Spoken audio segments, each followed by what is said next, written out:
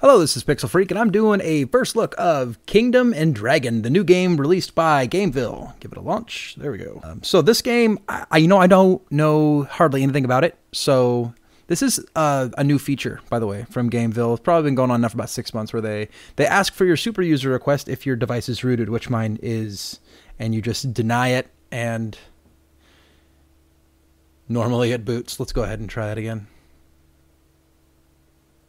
And then it denies it, and then the game should boot. Yes? No? Yes? Yes. So that's how you boot Gameville games. You just got to deny the super user permissions. And a lot of the reason they have that in there is I think they want to stop people from trying to exploit the game and give themselves a bunch of currency. All right, new game. Like I said, I know nothing about this. Okay. I don't understand why I'd need that, but let's go ahead and put in QWERTY. Confirm the password with QWERTY. Oh no, now you all know my password. I think it's a device-specific one. Not too worried about it. Alright, so art design looks pretty cool. Free gem, so I'm assuming this is a freemium game. Actually, it's a Gameville game, so I'm assuming it's a freemium game. Let's go ahead and give it a start. Enter the kingdom name. And it's going to be Pixelot.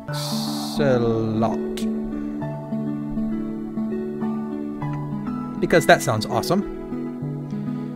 And here we go. So, there's an ad at the top, but of course it's for a Gameville game. Gameville does ads in their games, but they only do ads for their other games, which I think is pretty legit. That's annoying. Should have closed when the game opened, but there we go. There's only rocks and sand and sea. That sounds about right. 12 dragons. But there was only rocks and sand and sea. Where the hell were the dragons from? With rocks and sand and sea, suddenly forest. And then humans. They're not explaining this very well. And then humans clash with dragons. Don't they always? Except for in how to train your dragon.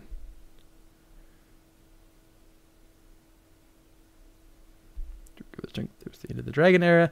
I really wish there was some music going on right now, but I do like the art. The art's good so far. Several hundred years later. But you know, this Gameville games, a lot of them, and I know Gameville actually acts like a producer. They don't make all their games. They outsource all that to developers published through them in order to make their game very popular, which is working really well for Gameville. But a lot of Gameville games, the production values are usually, whoops, I didn't mean to hit that twice. The production values are usually pretty high, and it's really sad that so many of them have bad pay models in them. Some of them are really good, and so I really like some of them. Oh, please don't be a city sim. Let's go ahead. We're gonna build. We have a castle, and a farm, and a farm, and a farm. Monsters are here. Use the combat map to go and eliminate the monsters near the kingdom.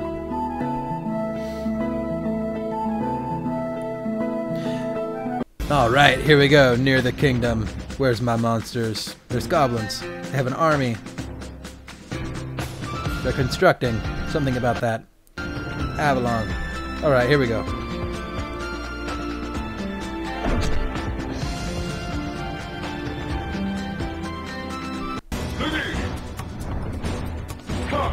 Okay, so we got some virtual controls here. I got a slash button. I can stab people in the knee. Or, as kind of my favorite, I can stab them in the dick. Which, if you watch the House of the Dead Overkill, you will learn that that is the weakness of all vampires, werewolves, and zombies. Simply shoot them in the dick, and they're dead. I bet you the same trick works on goblins. So, the controls are a little bit stiff. The attacking, also a little bit stiff. The combat's a little stiff. It feels a lot like Xenonia without the skills. Yeah, I'm pretty much mashing one button. Sweep the leg. Yeah, and there's some performance issues as well. Okay, so I just saw messages I can't use skills yet. Oh, I'll go with their skills in the game. Warning, there's a goblin who looks like the other goblins. He must be the boss because he's got different music. Yeah, And the controls aren't as responsive as I'd like them to be.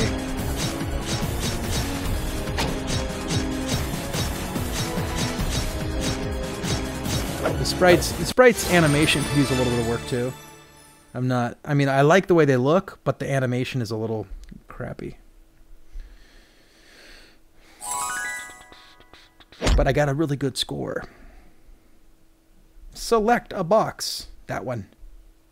Oh, I feel magic. It's a thing. It's a normal item. Okay. Oh, beginner's bandana. Hold on. Why don't you check on the items you've acquired before going back to the kingdom? You silly son of a bitch. Okay.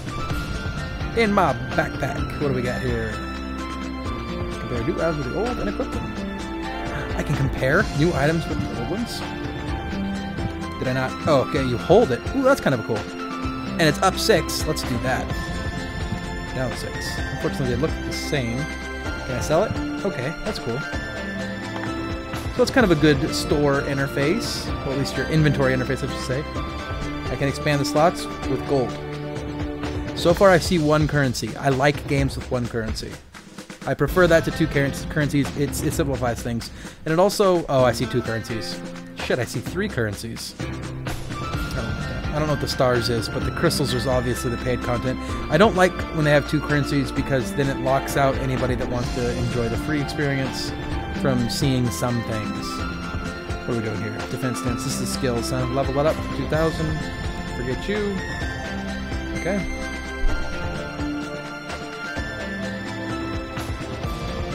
She wanted me to spend my money, and I said, hell no, go away. That lady was a gold digger.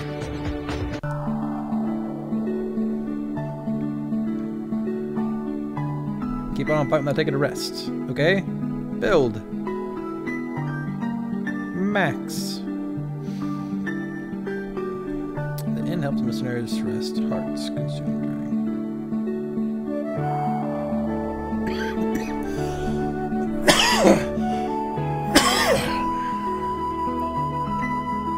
Okay.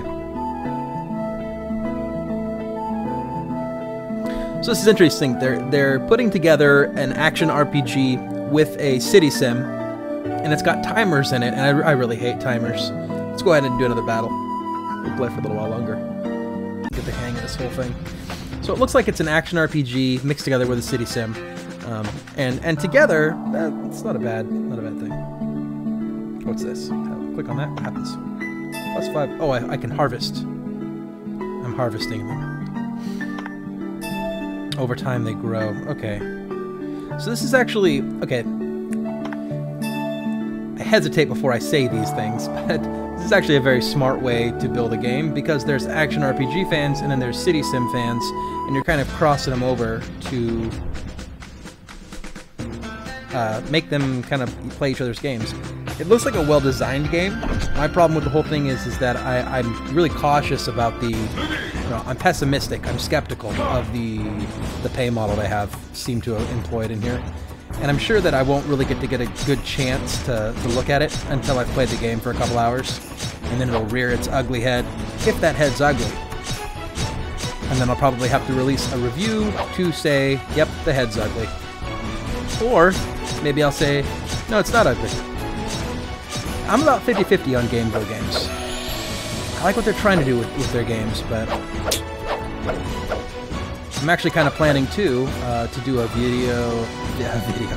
video on just explaining different pay models with games, why they are the way they are, why certain models suck more than others.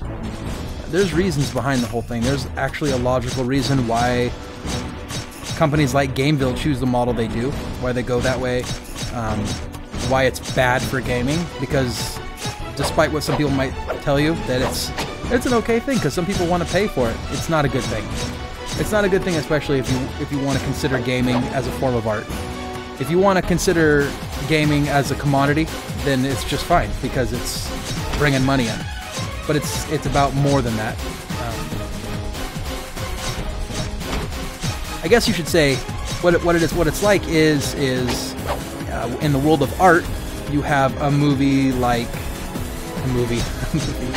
you have a painter like Van Gogh, which is awesome, right?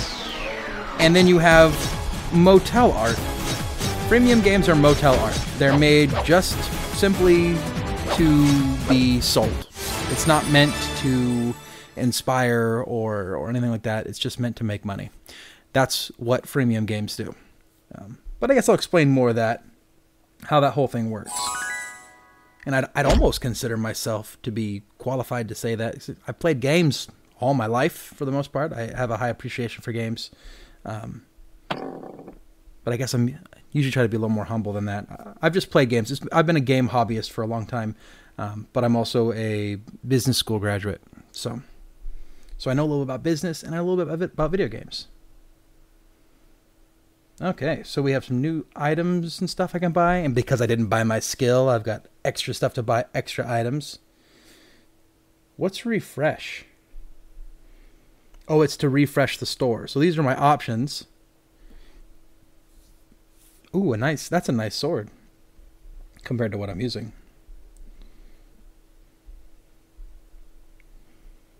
Oh, very cool. Okay, so let's buy some. Sure. And then let's fight one more fight and see how much better I am.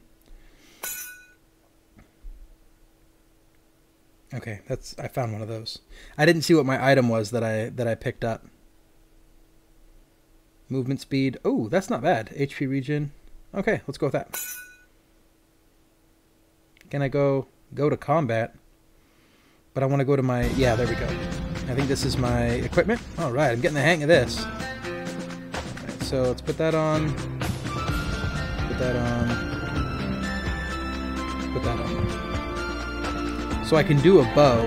I want to do my new sword first. I'll do bows later. Maybe I'll do bows in the review. So I'll definitely review this game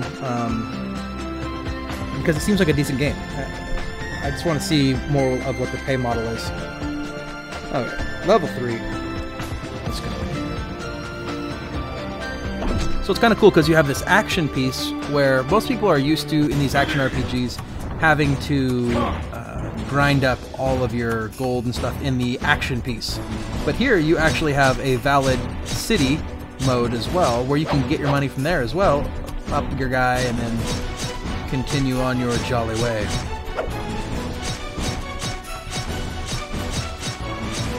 It's funny, these guys, they look a lot like the goblin guys from World of Warcraft. So far, I'd have to say the combat is lackluster. It's not, I mean, the animation looks kind of eh, and if the game feels real bland. It'd be really nice to see what it's like more when I have more skills, and of course I'll pick more of those up. What's this button do? Ah, it's a dodge. Oh, cool, I can charge it. I didn't read that. I didn't see that anywhere. Huh. Okay, I'm liking that dodge button.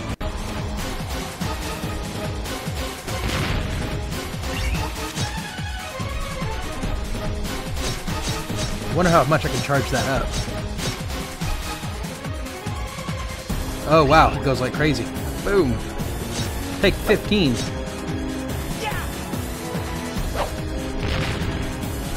He's a little bomber guy. Oh, dude. I got him in like a glitch or something. Oh well, he's dead. Mission clear.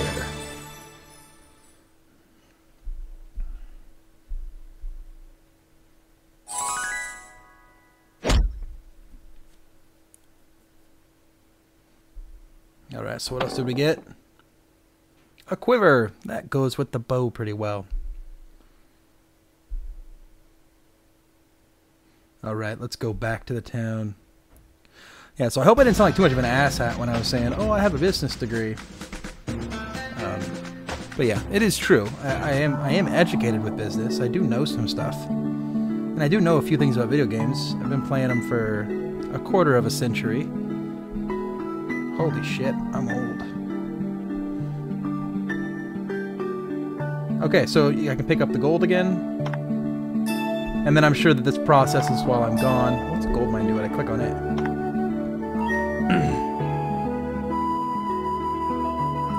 What does this do? It says upgrade.